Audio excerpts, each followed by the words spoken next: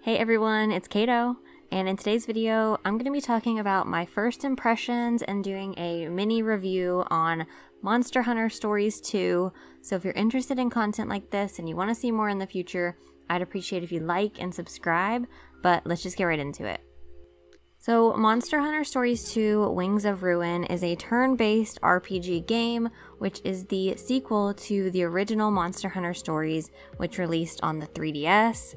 In this game, you play as the grandchild of Red, who is a former monster rider, seeking to uncover the mysterious disappearance of Rathalos monsters around the world, including Guardian Ratha. With the help of Kana, an experienced monster rider from Mahana Village, and your quirky sidekick Naviru, you set out on an adventure to battle and collect monsters while trying to solve this mystery. So I played through and finished the demo for Monster Hunter Stories 2, and first thing I want to talk about is actually the aesthetics of the game, how it looked, and also how it performed. The visuals of this game are stunning. I love the world. I love the art style and graphics, especially in places like Mahana Village. Everything is so detailed and gorgeous. I did, however, experience a lot of frame rate drops in this game. I did play in handheld mode, and this isn't necessarily a big issue for me personally, but I know it might be for a lot of people, so I did want to mention that. Overall, it's an absolutely gorgeous game. I love the designs of all of the different monsters, and also I wanted to mention in this section there are a ton of customization options for your character, which is something that's important to me. I love being able to customize my character, and you can also change several things later in the game, which is great as well, including things like your hairstyle, hair color, the color of your armor. All of that stuff is completely customizable, which is great. I feel like details like that really add personality and life to a game, so I totally appreciate that that's in there. As I mentioned earlier, this is a turn-based RPG, so I do want to talk a little bit about the combat. During most battles, you have a party of 4 people, you and your monstie and an NPC and their monstie. And for the most part, you're solely controlling what your character is doing, and everyone else is battling on their own. There are different aspects to it where you can give an ally a potion, or if you raise your kinship enough during the battle, you can actually ride on your monstie and perform special attacks that way. The battles in this game really focus on 3 different attack types: power, speed, and technical attacks. So knowing what the monster that you're fighting against is going to perform is going to allow you to perform better in battle. So you have to pay attention to what kind of attacks they're using. This is especially useful if you end up going head to head against the monster. So if you are attacking each other directly, you will go into a head-to-head battle, and knowing the attack type that that specific monster is going to use will allow you to win the battle if you use the correct attack type on them. I'll be honest, when I learned this at the beginning, I was a little bit intimidated that I was going to continue to forget which attack types were strong against which other attack types, but they actually have it set up really well. There's kind of a dial system, so it's constantly showing you which attack types are strong against the other ones.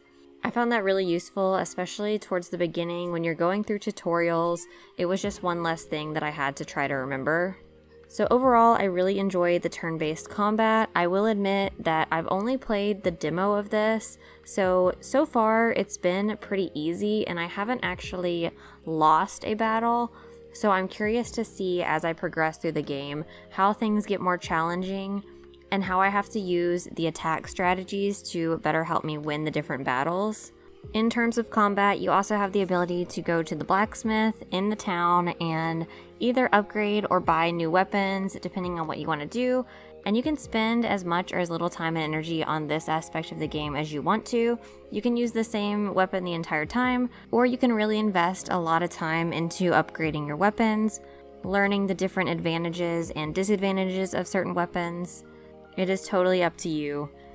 Next up, I just kind of want to go over some things that I appreciate in general about the game. As I mentioned earlier, I really do love the turn-based combat, but when I'm playing an RPG, one thing that I cannot stand is random encounters, and one thing that I love about this game is that you can really avoid most of the random encounters if you want to. Obviously, some fights you're going to have to take, but when you're out just exploring, you can generally avoid most of the monsters. And I totally appreciate that because sometimes I just want to run around and not bother with battling every monster that gets in my way. For someone like me who is super forgetful and always lost, I also appreciate that at the bottom of the screen on your map, there is a little trail that follows you and shows you where you've been on the map. This is especially helpful when you're exploring the different monster dens, the ever dens, everything like that. This is so helpful because it shows exactly where you've been. You don't have to worry if you've been down one passageway, and it allows you to fully explore these dens. And that's something that I noticed really early on and totally appreciate. I also really love that there are a ton of side quests for you to do as well, in addition to the main storyline. So this allows for you to spend even more time in the game. And I really just love doing side quests to help explore more of the world. And it just gives me more reason to jump back into the game over and over. Now, to talk about some things that I didn't like about the game, there are really only two things that stand out to me. One of the things is how you actually obtain the monsters, or monsties as they call them. And the way that you get them is by running into the monster dens.